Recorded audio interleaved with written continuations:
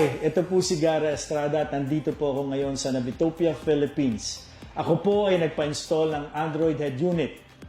And this 13.3 full touchscreen Android roof mount monitor.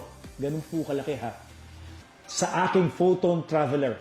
Tara, samahan niyo po ako. Ipapakita ko sa inyo, napakaganda na ng unit. Liga.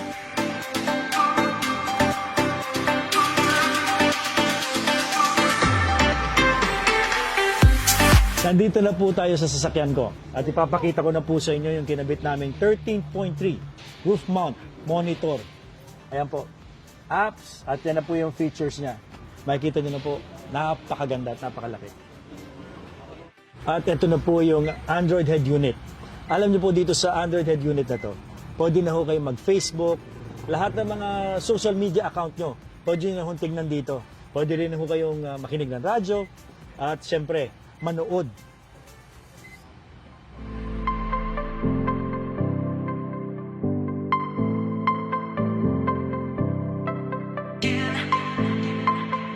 At siyempre po, dito sa Navitopia, ito po ay one-stop shop.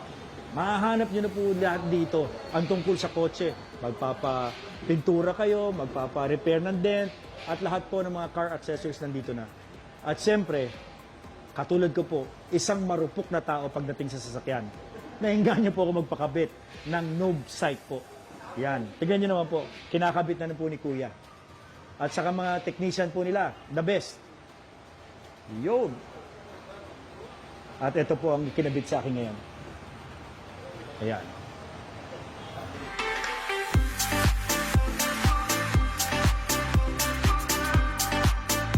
So sa mga katulad ko pong mahilig sa sasakyan, kayo po ay magtungo dito sa Navitopia, Philippines. Dito sa President Quirino, Pandacan, Manila.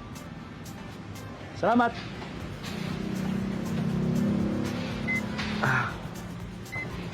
Thank you.